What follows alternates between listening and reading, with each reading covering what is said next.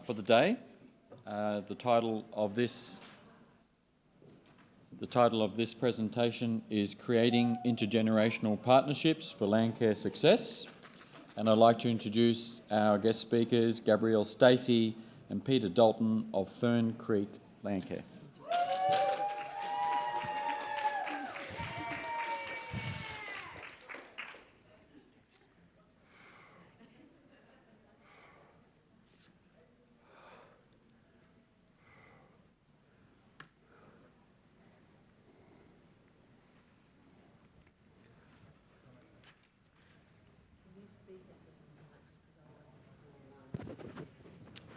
We've got mine. Mike, Gabby, come over a bit.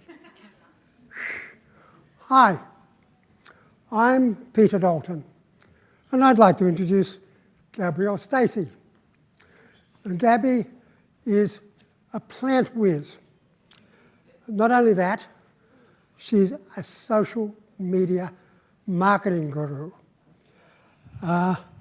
She's great with everybody of any age, from 8 to 80. And she's now Project Officer for Hunter Region Landcare Network, and of course, the coordinator of Fern Creek Landcare. Thanks, Peter. So I'm Gabrielle Stacey, and I'd like to introduce Peter Dalton.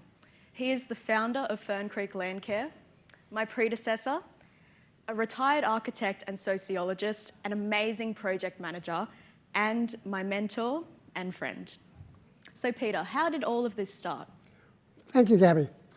Well, in 2004, I founded Fern Creek Landcare to restore a little creek-line rainforest. By 2017, we had completed that, and I thought, well, we'll take the team, move down the valley to an 8-hectare site, which of course was 8 hectares a bigger mess. In 2019, we got a small grant to plant 750 plants and some jute cloth in a 2-hour period. Of course, it was National Tree Day. Now, I didn't think a dozen or so land carers aged 50 or over could possibly do that in 2 hours. So I contacted Hunter Intrepid Landcare, and they came along and joined us. Gabby was one of them. And the thing which struck me was the sheer enthusiasm, commitment, and sheer fun of the two generations working together. So Gabby joined Fern Creek and started to grow the team. How did you do that, Gabby? Well, it was primarily through social media. The first thing I did was create a public Facebook page for Fern Creek Landcare to build our online presence, and that's where I began the digital advertising and recruitment. Great. At that time, we also got a Commonwealth grant for restoring the valley for the Squirrel Glider. Now, of course, we needed a much bigger team. Now, what Gabby did was absolutely amazing. She grew the group from about 30 to 150 in just 3 months. How did you do it? Look, as I said, it was all through social media. I utilised the functions of Facebook by creating events for our work sessions to promote them. And due to the nature of social media, this spreads across the network of Facebook and Instagram, and we began to draw in volunteers from all over the Hunter region and even the Central Coast. And that's because social media is a network of sharing information with like-minded people. It's that simple. And, you know, as a consequence, our story spread like wildfire. And our group grew by 500% in 3 months, and the age of the land carers dropped down below 30. Yep, so our average age of land carers has dropped to below 30. And that's because we harness the power of social media to share photos and videos of our volunteers having fun and just enjoying themselves at land care. And of course, we use the photo of the adorable Squirrel Glider to promote our cause, and that became our group's mascot. And you know, Australia has an absolutely wonderful array of flowering plants and a stunning variety of butterflies and birds, and of course, a plethora of gorgeous marsupials. Now, we believe that every landcare group has something really special on their site that they can use to attract young people. So get out there with your young friends, take photographs, take videos, and put them on social media. Exactly, get them up on social media. And in this way, we were able to successfully reach the younger generations by talking to them where they're listening, and that's online. And this included young families with their teens, interested students, professionals, and that was increasing our multi-generational team. Anyone who's been in the garden with their elders and kids knows what a magical opportunity it is to connect between the generations. To receive that experiential knowledge from the older land carers nurtures and sparks wonder and nurtures the passion of those interested volunteers. Very, very true. But making the group work effectively requires more than just social media. It was about growing the volunteer workforce, managing that large workforce, and very, very importantly, mutual mentoring. Building a large intergenerational landcare group requires practical project management. But the first thing you have to do to make it work was to ensure that we worked only on Saturdays. Right? Young people have jobs, or they're studying, and they can't take time off during the week, but they love to get out on the weekend in the sun with their friends and have a great time. Exactly, as Peter said, we only work on Saturdays. And many of these volunteers were new to land caring, so we essentially had to ensure that they work safely and basically just educate them. And consequently, when you have a large team of up to 50 on site, you need to have professional bush regenerators and team leaders working with you. So you can effectively manage small groups of 5 or 6 people to keep them safe and happy. And in doing that, we also facilitated mentoring on effective leadership and personal development. And another, to us, amazing benefit was that working with professionals, they were able to see the amazing talents of our young people. And Fern Creek became an environment where they got to see how good they were, and many of them got jobs in the environmental industry just by working with us, which stunned us.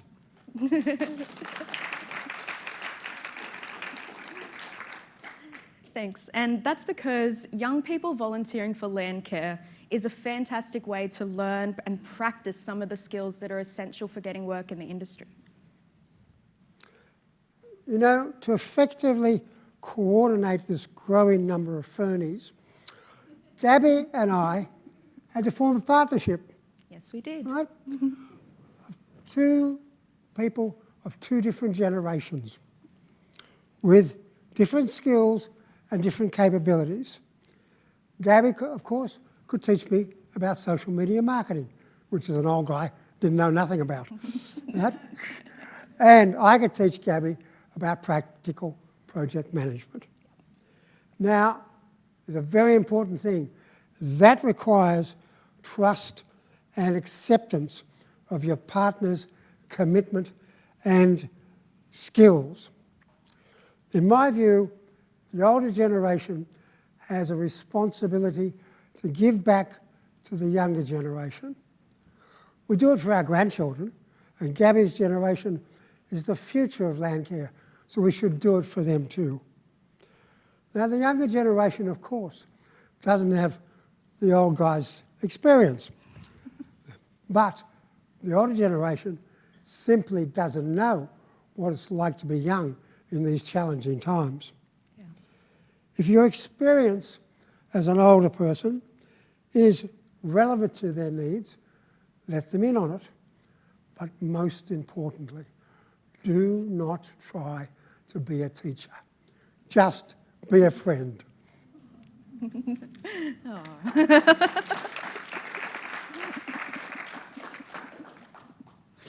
Help them to help themselves. But do listen. Let them tell you what they need to know, right? Let them learn by trying and, of course, making mistakes. We've all made mistakes. The younger generation will too.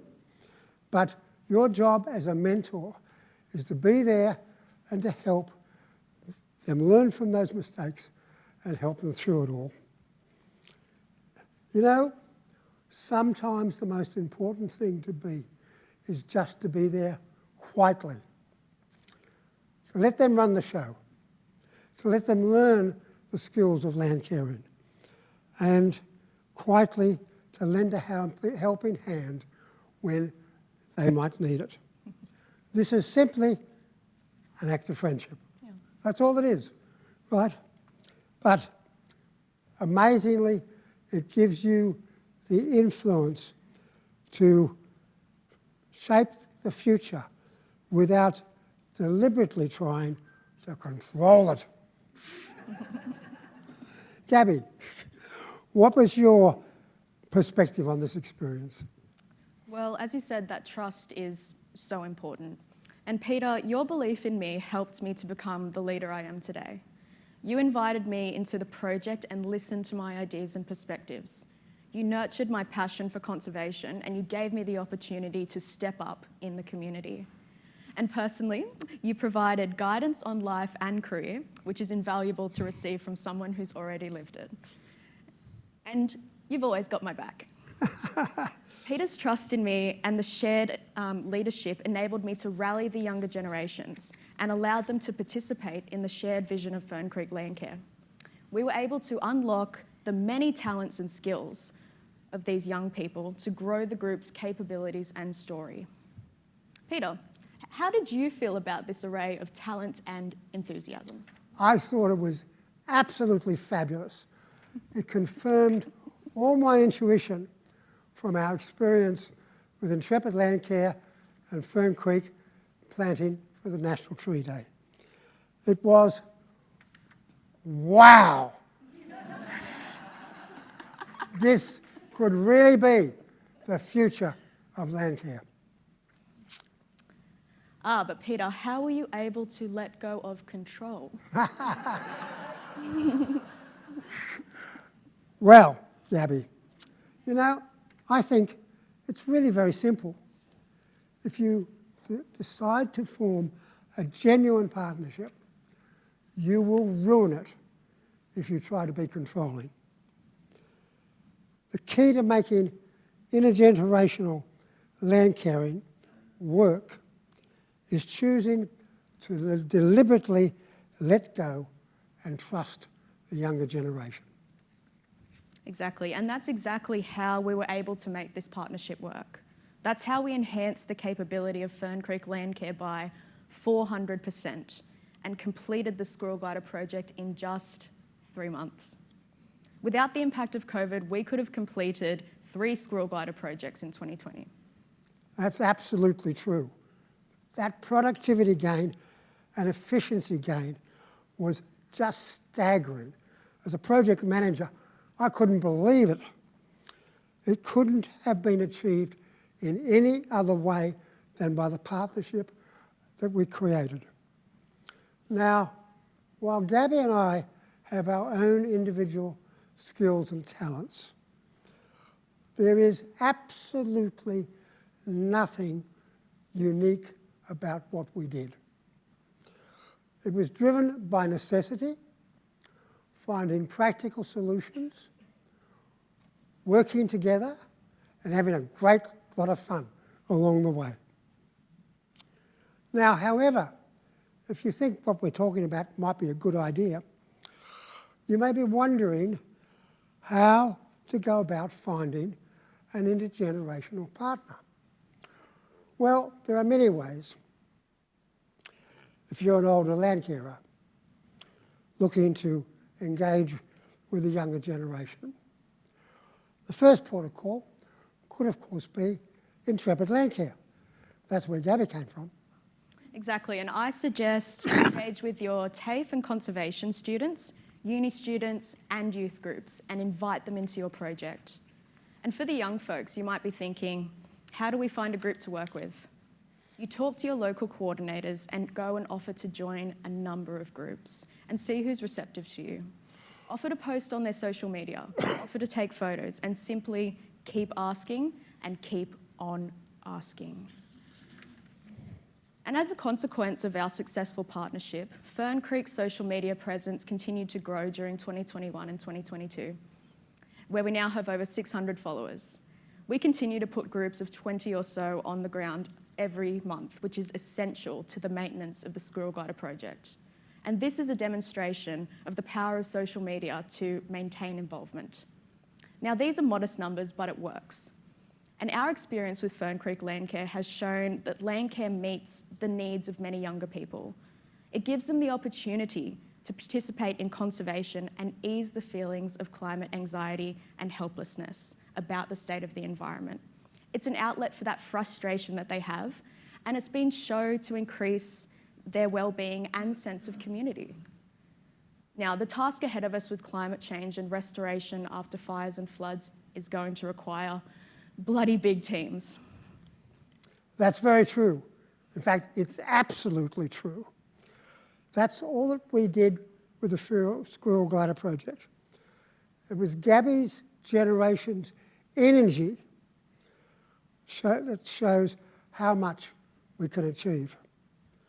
Partnership, mentoring, trusting them, and letting go will release their fantastic energy and enable us to achieve wonderful things. Now, I reckon that that is the future we need to grab. Exactly, and this, we believe, is the future of Landcare. It will help Landcare to grow. Now, to wrap it all up, Gabby and I have a small vision. In 1770, when Captain Cook sailed up the east coast of Australia, there were 1 million land carers across the continent.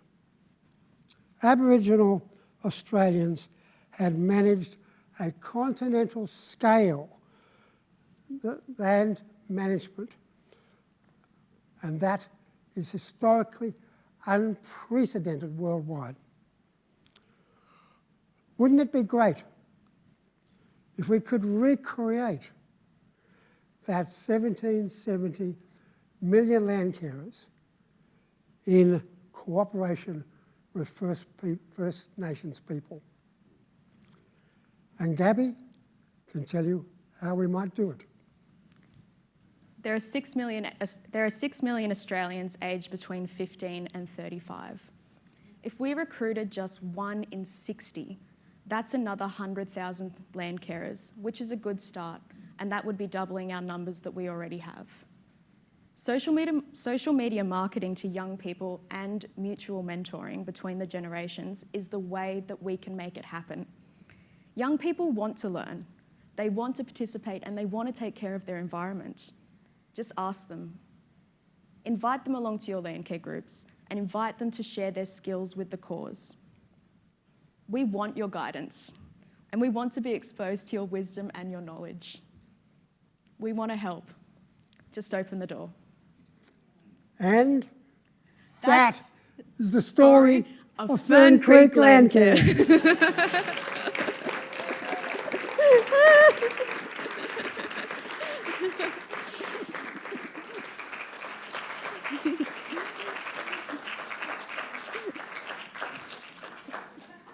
What a wonderful presentation, Gabby and Peter.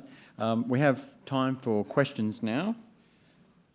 How many minutes do we have? Not that long, 5 minutes? We still mic'd up. Yeah. Hello, thank you for that. That was absolutely wonderful. Look, my name's Robin Lewis. I'm from Tasmania. I run 2 land care groups. One's on a farm and one covers the whole Central Highlands. I also have an 18-year-old daughter.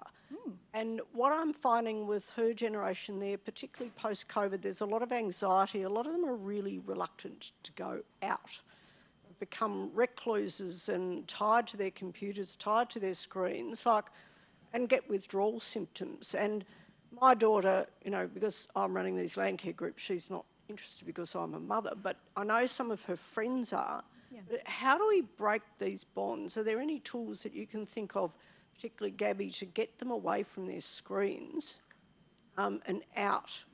Because they really are getting, I don't know whether it's true across Australia, but I'm seeing it a lot in Hobart. They really are scared to get out and get involved. Have you got any suggestions on that?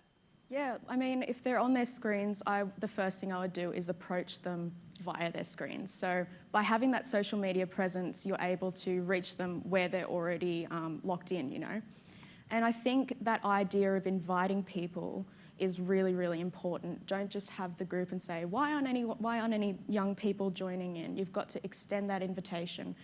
Something that's really successful for increased youth involvement and just general public involvement is hosting events based on conservation holidays like World Environment Day, National Tree Day, etc. So have a bit of a bio blitz, have a big event, try to get people in, and just remember that Landcare is a very safe place, COVID-wise. If everyone's doing the right thing, it's a low-risk environment for people to be getting out there. And they were talking about how that age group, and the age group I was talking about, a huge, maybe a quarter of them report feeling lonely. And I know that getting into Landcare will help them to reignite that sense of community and involvement and ease that climate anxiety. Thank you.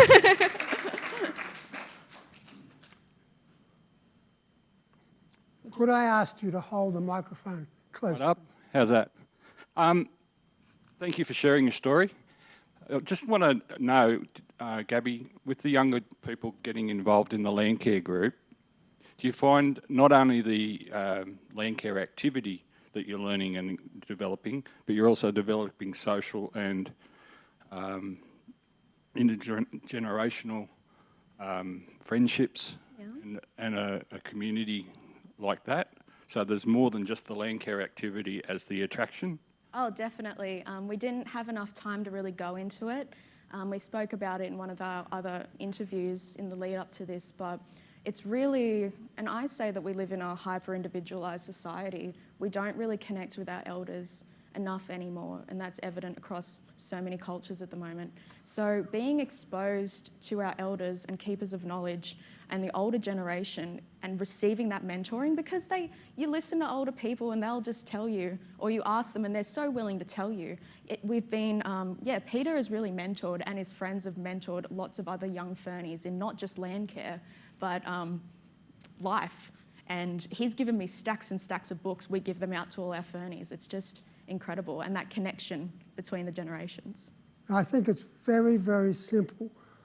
I mean, there's only 2 things that Gabby and I did. Gabby made it work on social media, and we made it together work as a mutual mentoring, learning from both sides. Exactly. And it is the mutual mentoring that brings not only the knowledge, but the friendship and the enthusiasm. And the fun. I just have we've run out of time now, but I have just one comment from the online audience from Belinda Pritchard. What a wonderful story. Thanks, Peter and Gabby. Thanks, Belinda.